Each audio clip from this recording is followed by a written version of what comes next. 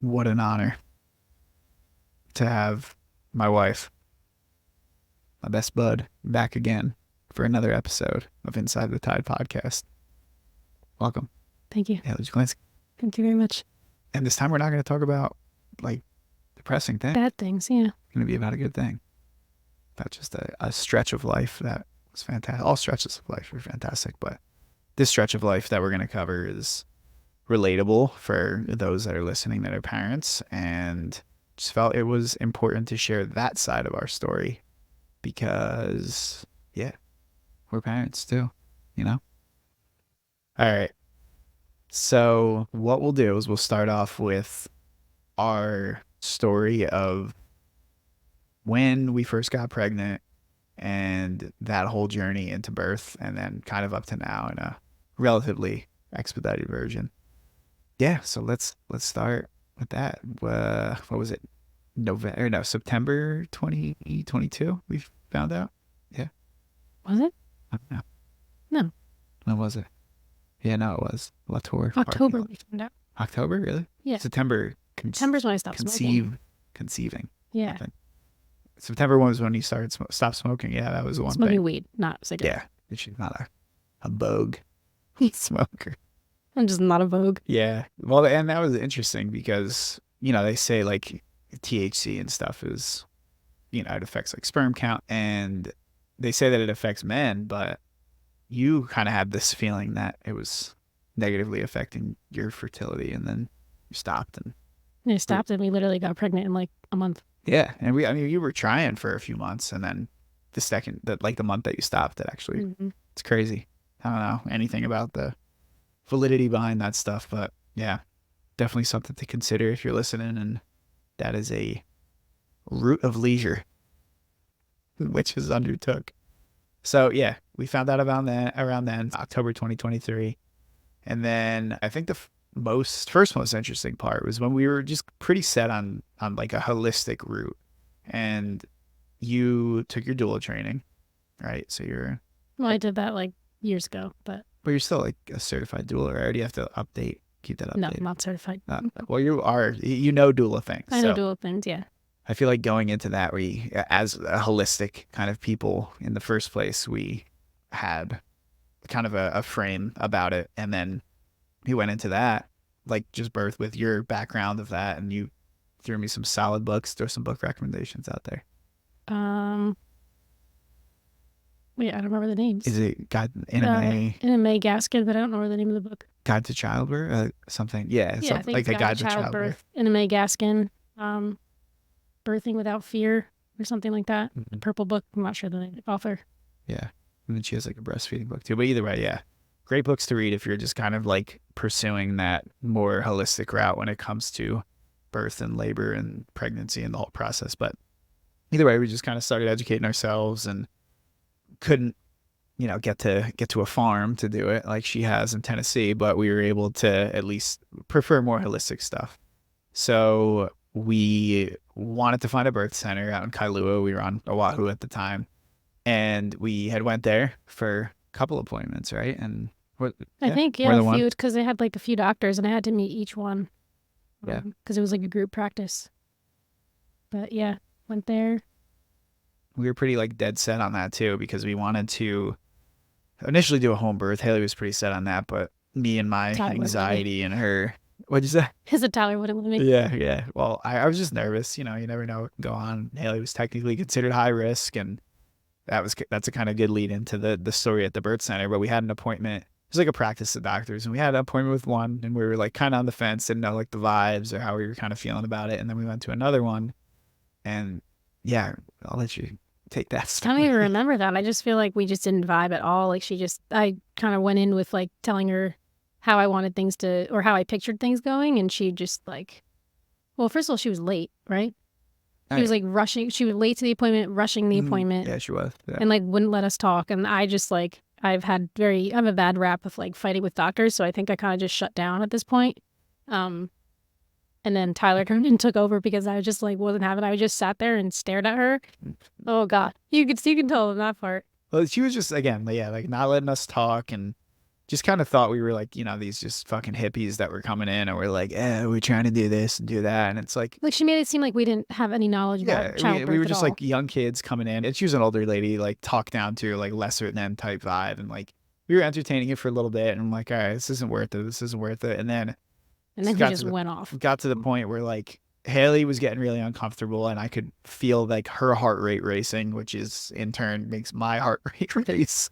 And you were just getting pissed. And like she kept saying, you're high risk, you're high risk. And it's not to say we're like blind and completely like turn the other cheek to the fact of Haley's health problems, but we're not defined by that. And we didn't want her birth and pregnancy to just have that looming cloud around it. We were accepting and we knew it, but we weren't fully going to like kind of fall into that trap of like, oh me, Like oh I'm not going to this. be scared of everything. Exactly. And you weren't, and that was like the best part of really the whole thing. But this lady just was fear mongering to the nth degree. And Haley, like, I don't know what the final exchange was, but they just kind of both shut down, looked at each other, and like Haley does not break eye contact if somebody's fucking with her. And this lady was trying to like assert dominance over Haley. You could And totally tell it. I just And stared into her soul. it was painful to just be in the room because I wasn't involved in the stare contest. He's just It was watching us just stare both at of each them. other. They were just fucking locked eyes, dead ass, like in their eyes. Did I say dead ass? Dead I ass. like I didn't mean to say it in that way, but it was just going in, and it was a solid 15 seconds. If you count that out, you could feel how like uncomfortable that time was. And then they broke it, and then I just like went off and told this lady basically to go fuck herself, and like we never came back. And then perfect lead into the next part of the story. We had done some research and we found like an awesome at a hospital, and hospitals with people that are holistic kind of have bad raps, but we found an awesome OB and he completely heard everything that we wanted to say. And Well, he and she. I had a high risk doctor and also just like a regular OB. yeah, and we had a doula too, which she was She was fantastic. amazing. And yeah, I mean, we just kind of everything just clicked in, and then at that point, we were just kind of rolling through the rest of the pregnancy. And you opted for more of the holistic kind of avenues when it came to certain things, like the glucose test, right? Like, what was the difference with that? Well, I didn't want to drink the glucose stuff because obviously that's like really bad for you. I just did the at home. I had to do it for like 7 days straight. Breakfast, lunch, and dinner. Like certain times, I had to, like, what is it called? Like the finger prick. Yeah, the finger prick, take my blood sugar and like keep track of that. And then I had to send like all my results to my doctor.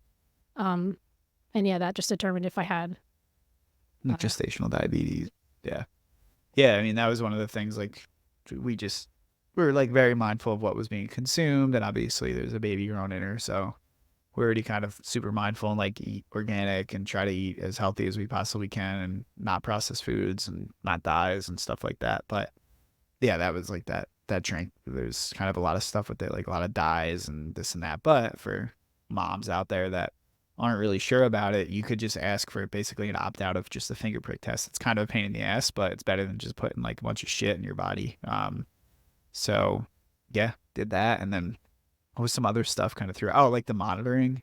That was like one during thing. pregnancy. I mean, Oh during no, I labor. guess that was technically because you were high risk, so she had to get, what was it, from 34 weeks on, you had to go get like the Oh, what was that, like the not the stress test, no. like just like monitoring, right? They just check the heartbeat. Yeah, what the hell was that called? I don't remember. Yeah, I just basically had to sit there. I had to like go in once a week and I had to sit with a monitor on my stomach and they just had to monitor like the baby's movements and stuff for like a certain amount of time. And every single one, everything was fine. So I think because they were worried about like, because with lupus, there's like a certain antibody, or not antibody, like certain something that you could, maybe an antibody that you could develop or the baby could develop, and it doesn't allow like their heart to work correctly. So we just kept an eye on it. Yeah, just kept an eye on it, and it was good. And yeah, I think the biggest takeaway from that was just like, fucking communicate your desires. Don't let healthcare professionals in the birthing world, if you decide to go that way, obviously if you decide to go home birth, that's amazing, and we respect the hell out of that. It was something that we wish we could have done, but kind of towed the line of Western and Eastern as much as we could. But just communicate your needs and your desires. And ask questions. Ask questions. Yeah. Yeah. That was another, we'll get to that too, but that was like another huge thing. Haley and I kind of have certain, beliefs about certain stuff when it comes to babies that are in this world. And there was just certain stuff that like, we didn't turn down. And we just asked the doctors too a lot of things like, hey, what if we decide to go with this? Like, what is it? Can we see like everything about it? Can we see like the inserts of, the packaging and this and that? And there was one lady who was a practicing pediatrician for probably like 30 plus years. And she's like, I just got to say, like, that was, I like respect you guys because I heard anybody like ask for the ingredient list and ask for like what we're putting in their child. And that's just fucking, that And sucks. she didn't even know. Yeah. And she didn't know. She's never read it herself. But And like, she was why very surprised. Yeah. But like, why are people not asking more questions? And it's not to say you should or shouldn't get this, but just at least ask questions. I think that's the most important part. And yeah, we drove everybody crazy because we asked all the questions. Mhm. And also, just not being too set in your ways, like we wanted a holistic kind of natural birth as much as we could. And we ended up doing it in a hospital, and it was perfect. Greatest experience we could have asked for. Yeah. So, all right, lead into that. I'll let you start the labor story. Where do we even start with that? I mean, when it technically kicked in, right? Well, I guess the night before you were doing your curb walks. I was ripping the No, that the was surf that night. skate. Yeah. That was that night, not the night before. Yeah, no, that was that But night. yeah, so we had dinner. We went for a walk after dinner, and Tyler was, skating around. Skirt. And then I was doing my curb walks to kind of help labor push along. I didn't think it was going to help that soon, but we went back home, went to bed at probably like 11. And then I woke up I never really fell asleep. I just kind of like was just, I don't know. I just had some type of energy moving around in me. Obviously, a freaking baby. He's growing inside me. That come out of you. I just couldn't go to sleep. So I got up to go to the bathroom. Went to the bathroom, and then I laid back down, and I just felt like I still had to go to the bathroom. So I got up and I went to go open the door. And as I opened the door, I was like stepping over my dog's bed. He wasn't on his bed. He was on our bed. But I stepped over his bed, and all of a sudden just like a waterfall started coming out of me. And I told Tyler to turn the light on, and I was just standing there staring at him, and he was looking at me, and we were both just like in shock. Like jaws were like on the ground. Because, We well, both. one, I didn't know that some people, like when your water breaks, it just comes out like fully. I feel like everybody always made it seem like that wasn't a thing. And we were not that was just like expecting a that. movie thing, but no, it happened. You gushed. It's not just a trickle. It You was like fucking gushed. every single piece of liquid inside my body was coming out. And Everywhere. it was like waves, and every time we did, we were like, oh. And I just remember we were just so in shock. We were like, wait, is this actually happening? Did my water just break? So then, we called Dr. Bhattacharya, and I was like, hey, I think my water broke. And then he kind of just told us to just, Chill. relax and wait it out and just see when my contractions start. When they started to get like unbearable. Well, not like unbearable. Well, but I laid, them. yeah, well, I just like laid down, tried to like relax because obviously it was like, midnight or something. Mhm. And I think I was just in my head about it because I started to feel them contractions, and then it just kind of kept getting a little heavier and heavier. And then we just couldn't sleep. So what it was like 3 o'clock in the morning. Yeah. We just like woke up and let's go. started to like pack some stuff, pack some food, got our bags ready. And then, yeah, eventually just decided to go to the hospital. Yeah, we head on over, and then. So you were just 37 weeks like that day. So you Mhm. technically weren't considered preterm, Preterm, which yeah. was awesome. You were like considered term, not full term, but yeah. So then we got in, and doula met us there like an hour later. Yeah, we had to like wait in the triage room until there was like a room ready because I got there so early, I guess. And then what came next? The monitor. What? The monitor. That whole situation. Yeah, I Yeah. told them that I wanted the wireless monitor, which they didn't have a problem with. They just couldn't find one. They couldn't get it to work. Or they couldn't get it to work. Yeah. Yeah, and then it took them a while for that, and then by that point, Tyler was just like, "All right, you're stressing her out." And her contraction started to slow because it was just like a stressful process because like she wanted it again, kind of going back to the like just be okay with how it happens and don't be too fixated on one thing or expecting. But I think we were both kind of expecting that, and we were like pissed that it didn't happen. It was like the first interaction in the hospital, so we're like, you guys better not fuck this up. And not that they fucked it up, just the Just they universe didn't didn't, want that to yeah. happen that day. So then we just ended up doing the regular monitor, but I was still able to move around. I Mhm. wasn't actually like confined in Yeah. the bed or anything like that. And yeah, then I just kind of rode the waves and breathed through some stuff, and Contractions just like were like kind of plateauing for it. It was that point that they slowed down, and then they just kind of slowed down. So we're like, huh, all right, they were still there and they were still pretty powerful. But yeah, They were so still then, bearable. Like I was still able to like actually like breathe through them and get through it. yeah, so she started getting close to that 24-hour mark. And they typically say, like, once your water breaks, if 24 hours passes and the baby's still not out, there's increased risk for infections and all that shit. So, we started to kind of like get up to that, and it was getting closer, and we were both super stressed about that because we didn't want her to get induced or like C-section or any of that stuff. So our doula was like, hey, like, then that's a thing. But she's like, hit the bathroom for a second. We had a shower in there, and she's like, you guys could do a little like nip stimulation and like, do your thing in there. So she like we didn't even tell the nurses. Like, she cleared out the room. We hit the Went in hit the the bathroom, shower. just did our thing. Just I was doing a little on the old nips, getting them moving. So your parents are probably listening to the shit. He's cringing hard as fuck.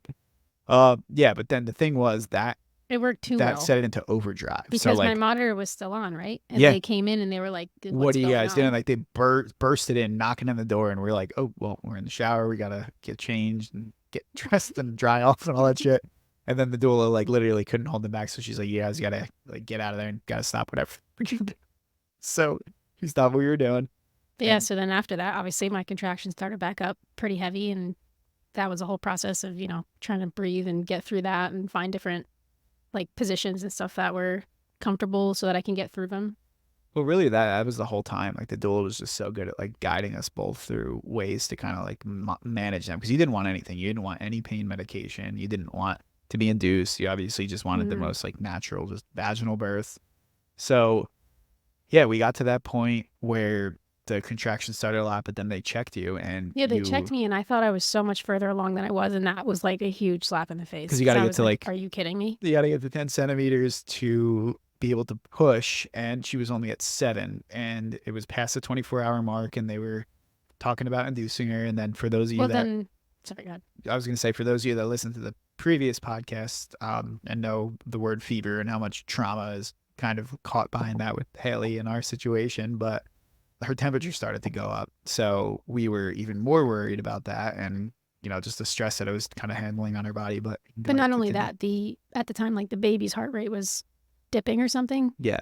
At the same time of me having a fever. So they obviously, because it was over 24 hours, all they were worried about was an infection. So they kept coming in and saying like, are you sure you don't want to be induced? And I kept asking like, is there actually like a risk right now? And then, they kind of were saying, yeah, because like your temp was going up. yeah, because my temperature was going up. So then the part where the baby's heart rate, Achilles' heart rate, started dropping was, again, like, talked about the trauma with the fevers and all that. So things were just getting intense. She was not 10 centimeters, so she couldn't push. So we like kind of had to make a decision like real soon. So there was a moment where like one of the nurses was in there, and then they just kind of saw like a big drop in Kalia's heart rate. So we were like, oh fuck. And then the lady looked at me and like kind of like had panic on her face, which, like, those of you that working in healthcare, like, just please don't look panicked, because people that pick up on that shit could pick up on that shit. And I picked up on that shit.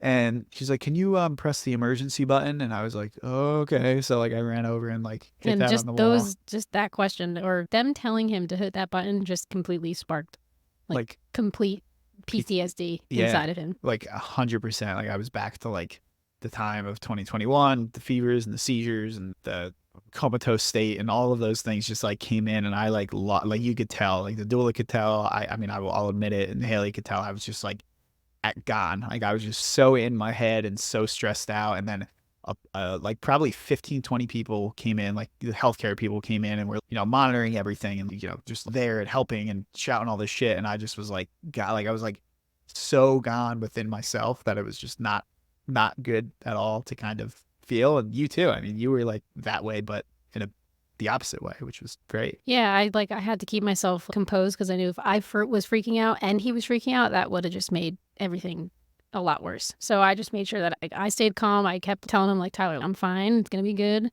And then did I get the epidural before that? No, I think, or after that was after that. Oh no, that was that was right shit, before. You're right. Yeah, so we got to circle back. So you were laboring for 26 hours. 26 hours. Yeah. And I just like got to a point in like I really had to think about it, and I was just like, if I let my body get as stressed out as it was, obviously I was still like breathing through the contractions, but like they were fucking hard. It was really hard. Like I was literally on the floor on my hands and knees, and I was like, I don't know if I can keep going like this.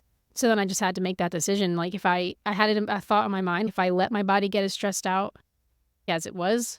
If you let it get that stressed out, like obviously it wasn't going to be good. And I just remember you, like you're saying, you were on your hands and knees, and I just looked at you and I just kind of saw that you like gave up, and you were like, I can't do it anymore. And that was like such a dagger to you, because you had this expectation of like Wanting to go through it without anything.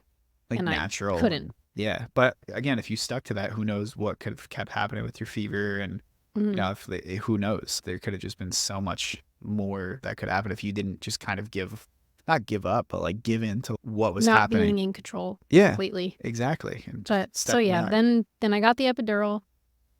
And then all that stuff happened with, you know. And then all that stuff happened. Yeah. So then you calmed yourself, and I was super stressed out. So then I was like gone. And then all the people that came in at the time where, you know, Hailey's temperature was going up and the heart rate was going down for Kalia, like all ended up like funneling out, and everything was more stable. And we still had to make that decision what to do at the time. So then we just kind of were like, all right, well, I can't make a decision right now. I was like, if he left the room, he went for a walk or something. And then I had to explain to the doula why he was so freaked out. Yeah.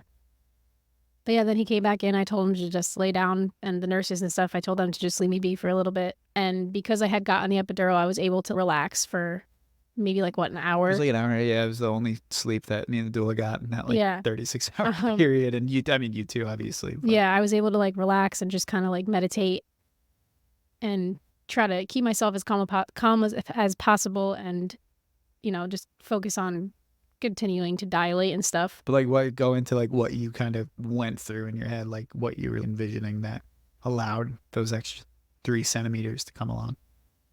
Well, just that. I just, you know, telling myself like all positive stuff, telling myself I can do it, and I could just get through it, and just keep like opening, kind of like, I don't know, you picture like a flower just blooming, you know, you just keep picturing stuff like that. And it came to a point where eventually I woke my doula up and I said, could you get the doctor to come check me again?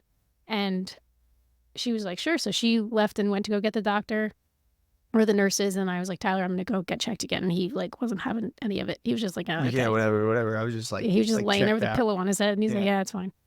So they came in, they checked me. I was 10 centimeters. And then he just like, immediately popped up, and we were all just like, let's fucking go. Like let's do this. The whole mood changed. Honestly, I wouldn't know what I would have done if she didn't. But obviously, there's no reason of thinking that, because that didn't happen. But my complete perspective changed, thankfully, to the work that you did. Whatever the heck I did. But then also I want to put in there, like, the epidural didn't do anything. It didn't numb me at all. Like, it didn't do anything other than just let me sleep for an hour. It took like a little edge off, but you still felt everything. Yeah. Everything, yeah. I was able to move and stuff. So then once she came in, she texted me, she's like, you're at 10. And we just like looked at each other, and I was like, okay. So then she's like, you can push. So then that one lady came in. She was great. She was great. Big old like Hawaiian auntie, like just so fucking awesome. Like just the energy of like just let's go. She was just like the perfect type of like personality for like for us. What we needed. Yeah. She came in at the perfect time, and then started pushing, and like, dude. It was that lady, that Hawaiian nurse. It was Tyler, me, and my doula. There's like no one else in there. And they were cheering me on like we were at a sporting event. And like, it was a very long sporting event, because you were pushing for 4 goddamn 4 hours. I know. I didn't even realize how 4 long hours, it was. literally. So, yeah, she like started pushing, and we weren't seeing the head or anything like that. And, you know, like we were worried about the heart rate, but then started pushing more and more. And then there came a point where we saw like the tip of her head come through. But then they saw it. I didn't see it. So then I asked them to go get a mirror, and then they put it like at the end of the bed. And when I finally like saw like a tiny bit, I was like, holy shit, there's a baby inside of me right now. Like straight up hair coming. We just like, I remember the funniest part of that was when you would push, and then we'd all be like, let's go, come on. And then like you would just go back in. Stop pushing, and then it would just go back in. We'd all be like, oh. Because you have to get it over like the pubic bone or something. Yeah. And I just like, I couldn't do it. Yeah. And then you finally did, and it was fucking like then I finally did, and then she was kind of stuck there for a little bit. Yeah. No, I literally remember just like screaming at you in like a very positive way. An encouraging way. Yeah, but like yelling, like, you got this, like, You're gonna do it. Get this out. This thing. Yeah. And for those of you who've obviously had a baby, that was the point of the whole ring of fire situation where the head is like through almost fully, but it's just sitting there stretching you completely open. And yeah, he just kept pushing and finally got to the point where Oh yeah, well so once that happened and I actually got her like over that part, like over the pubic bone, the nurse went and got Dr. Bhattacharya because it was time to like actually like push the baby out of me. And he came in and they were just kind of like instructing me like on how to, like different ways to do it. And the doctor came in and then and he was ready. He came in a couple times and then left and then came in a couple times. He was like just busy, like very interesting Indian man, like very interesting kind of personality. He would come in and he would be there and it wouldn't be out and then he'd leave and he wouldn't even say but anything. they were all also very like everybody knew what we wanted to actually have done. Yeah. Or like our preferences and stuff. So he was like very respectful of that. So that's why he kept leaving because he's like, she's not ready yet. So I'm just going to let her do her thing. So then when I was actually ready, I was having a hard time on the last couple pushes. And then I just remember because I still had the mirror down there. So I remember like looking down there and in my mind somehow I saw the baby come out. But then when I looked down at the mirror, the baby was still inside me. I was like, what the hell? So then I just like, pushed one last time and she just freaking like slid right out. It was just like the head and then it was kind of stuck. Like I saw eyes and then that one, yeah, once she just got it past like the crown of the head, it just fucking waterfalled out. Yeah. She slid right out and then the doctor and Tyler kind of like, you guys both caught her kind of, right? Kind of, yeah. I mean, I feel like he caught more and I was like, bruh. Yeah, he just brought her up to me and then, yeah. And then we didn't know at the time if it was a girl or boy yet. So yeah, we didn't. That was another huge thing. It was like so exciting. We were taking bets and everything, but as a girl, well, it was like the kind of big like downstairs mix up going on because everything was all bloody and swollen. And Tyler actually asked the doctor, he goes, is that a vagina? And they're like, yeah. Oh shit. Yeah. Couldn't even believe it. I was convinced the whole pregnancy that it was a boy up until up until I was in labor because they were like, oh, what do you think it is? I was like, the whole time I thought this was a boy, but for some reason I kind of feel like it's a girl, and it ended up being a girl. We were like 95% sure it was a boy. Yeah. Crazy. Luckily we bought all like gender neutral stuff but yeah, so then that was that. And like we had talked about, we were in the hospital for a couple days and we kind of had like certain preferences too, like of that side of things, and just communicated it very explicitly and they respected it and it was amazing. And this was at Kapiolani Medical Center in Honolulu. So anybody there that is questioning it, check it out. It's good shit. Dr. Bhattacharya, great OB. Then we went home and then we'll kind of save you the story of how we left Hawaii, but long story short, we had a call to be closer to family with our little baby. And then after that, we just like, I think the big thing going into the postpartum era was we just didn't have any expectation. Like we read books on like the birthing process and all of that, but like we didn't plan anything of parenting and this or that. We were just like, let's kind of see how it goes. And the other huge thing was we were very adamant on minimizing. We always have been because we just decided to up and move every other day. So we didn't want to accumulate a lot of stuff, which actually ended up just being the greatest learning experience for me as like a therapist and a person, because we really saw how much of baby stuff is unnecessary, which so unnecessary. Plugging my book a little bit here. We talk a little bit about that in my most recent drop, Raising Wild Hearts, written by yours truly. But yeah, we did talk, I learned just kind of like a lot about that at that time. And we, at that 2-month mark, right to June, because in September we left. So we decided when she was just about 2 months to leave Hawaii, and we shipped our truck. We pretty much just got everything. We flew Southwest, so we got everything into like 4 checked bags and carry-ons and personal items, and left a lot of our stuff at our place there. And flew to California, picked up our truck. And then our plan was just to road trip from California all the way to New Jersey, and with a newborn and a dog. With a 2-month-old, a dog, and a bed of a truck filled with all of our life, basically. Which again shows you that for 4 beings to be able to fit a back of the truck is doable.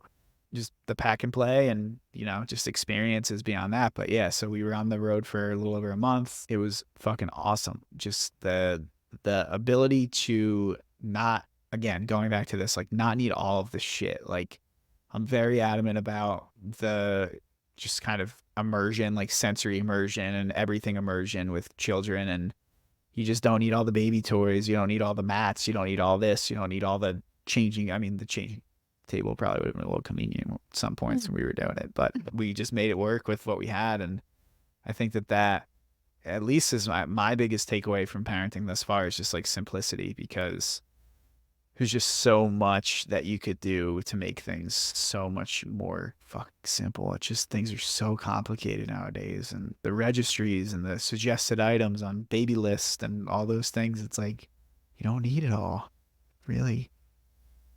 Tune it down. But yeah, so we stopped at 4 national parks. Mm-hmm. Joshua Tree, Zion, a few others, but Bryce Canyon, yeah, Grand Canyon, and just kind of made our way staying in motels. Kalia hit her first it was a really nice motel, though. It was pretty nice, yeah. Roadside motel, and saw some friends, and it was great. I mean, I feel like the one thing with that, though, being in the car for as much as she was, like, kind of bit us in the ass, because now every time she gets in the car, she thinks she's gonna Yeah, go because she did great on the road trip, but now she hates it because she doesn't probably ever know how long she's going to be in there for. Yeah. There was like that one stretch, remember, on that dark road in the middle of. Oh yeah, we had like 20 minutes left until we were actually at the hotel, and she screamed the entire 20 minutes. You were like screaming at me, you're like, pull over. I'm like, what the fuck are we gonna do? Like, we're in the Just middle of pitch black. absolutely Yeah. nowhere. Like, what are we gonna do? You're gonna just soothe her when she just wants to go to sleep? But yeah, I'm trying to think of what else kind of postpartum era was notable. I really think it was just that, like, just minimizing, Yeah. giving them experiences, like putting their feet in the fucking sand. Like, She went in the ocean. When we were in Hawaii, she went in the ocean. She Yeah. wasn't even freaking 2 months yet. yeah, just like don't, and like the education, like self-educating yourself on all these things on Google and this and that, super helpful for things that you need when you need it. But just trying not to make a plan of how to go about it, and also just be graceful with yourself and the things that you feel called to do, and don't let other people's judgment or perception on you stop the things that you feel like you should be doing or want to be doing with your kid to give them those experiences. And You'll drive yourself crazy yeah with everybody's suggestions and like, oh, do this, or don't do this. yeah Tell everyone to just F off and do what the hell you want. yeah and I think too, I mean, like, obviously a lot of parents and families are probably listening to that. Like, I was very lucky enough at the time to be working a remote job that allowed me to be on the road and do a lot of stuff on the road. But I think the biggest, and now that we're kind of settled into more of a routine in our new home, like, the biggest thing is just still finding that time to just do the spontaneous things, even if it's for 3 hours after work. You're going for a bike ride or whatever it is, just find the time for that. Don't get too caught in the routine, and don't get too caught in the expectation of the next year or the next 2 years. And we thought without a doubt, and we told everybody that they were crazy. And then when they're like, oh, you're going to want to be closer to family and this and that, we were just, regardless of how many times that we've been hard-headed in our life, like, when we believe something at that time, we're like, no, this is what we believe. Like, it's it. I feel like that's kind of loosened quite a bit since she was born too. Mm-hmm. Like, it's just, if you believe something, believe it. Like, feel the way you feel about it, and not to downplay that, but also just know that we're all living our own experience here, and we all think that we're right. So if we all think that we're right, and there's like however many billion of us, Someone's got to be wrong. So someone's got to be wrong, and pretty much, like, we're all right in our own way. But don't one up better people because you think that your way is right, or your experience is so much more, I hate to use the word special, but just like, We're all just learning. Yeah. We don't know what the heck we're doing, Yeah. but we're doing it. Yeah. And even healthcare professionals, don't let a degree and textbook education make it seem like they're so much better than you because they have this education of things. Just like, don't give into that.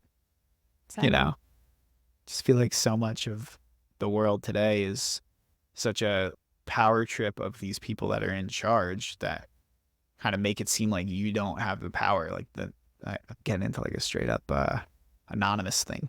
with the 99 cents or 99 cents, 99% of us, like, you don't have the power, the 1% do, but it's true. Like, we all do. Right? We're all like so special in our own way. And yeah, I don't know where I'm going with that.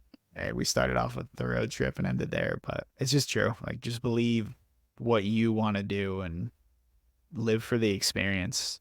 Don't obsess over the money or the plan or the expectation or the parental pressures or the societal pressures or any of the like. Just do what you want to do. Exactly. Yeah. Well, that was the story of pregnancy to today. Is there anything else? I feel like we missed a bunch of stuff, but We said that last time, but I mean, if it was meant to come up, it would have come up. Yeah. Kalee's doing great. Kalee's doing great. She's going to be a year at the end of this month. She is. Already. She's walking. She started walking at 10 and a half months. Mm-hmm. Crazy. A little bandit. Says a bunch of words. Says a bunch of She's words. definitely a little freaking rascal, but Dude, she is something else. she's definitely our kid. Yeah, I would just like to know, and I'm around babies all day, obviously, in my job, and like I don't see that intensity ever. And I'm like putting helmets on children and getting them pissed off. You think that I could really see it, but I'd love to know, like, if people are listening that have a child that is just an absolute maniac, and you just see like in their face that you're just like maniacal. What other like she'll literally just see like want to grab your face and rip it apart. Mm-hmm. Like you guys, people who are listening that probably follow us on social media, you've seen like the pictures of her face where it's like all scrunched up and yeah. she's like smiling, like she's just like so devious. She is. That's And a good word.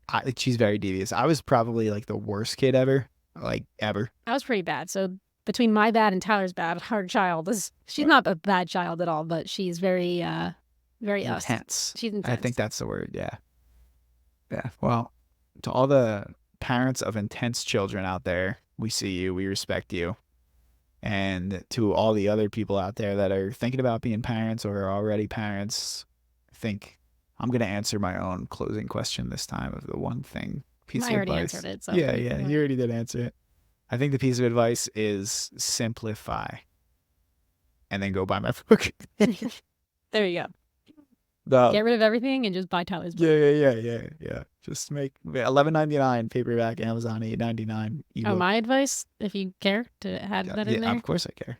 No screens. Like you don't need it. She's learned so much, and she's watched football maybe a couple Sundays, but other than that, there's no screens. Just gotta watch the Dolphins lose every fucking week. At least all the big games. Yeah, no screens is huge. I don't think it's a matter of no screens, again, everything in moderation, but like just don't give it as a coping mechanism. That just breaks my heart when I see that, when kids are just hyped up and then a screen's handed to them. It's like, that's just, we talked about that in other episodes, but that's just instilling such an unhealthy response of take them for a walk, point things out, Yeah. get on the floor, play with them, do something. Do something. All right. Well, this was fun. As always, I mean, the most fun episodes, the most laid back episodes are having you on. So I appreciate you as always. And thank you for birthing my child. You're welcome. Dude, fucking for real. I always say that, like, I have such a different respect. Not that I didn't respect women's. I didn't respect the women's. Not that I didn't respect women previously, but I just think like the level that it had of just absolute admiration and respect for women after seeing 37 hours of a labor and 4 hours of pushing, like in that 37 hours, 37 total. It just like, holy shit, women are something else. And that was the most life-changing thing to watch that happen. As I'm sure every father that is listening can feel the same way, but women, they're magical. Ladies, see y'all. Keep doing your thing. All right. Baby number 2? Baby number 2, maybe. Play your cards right. All right. Much love, everybody. Thanks for tuning in. We'll see you next time. Bye.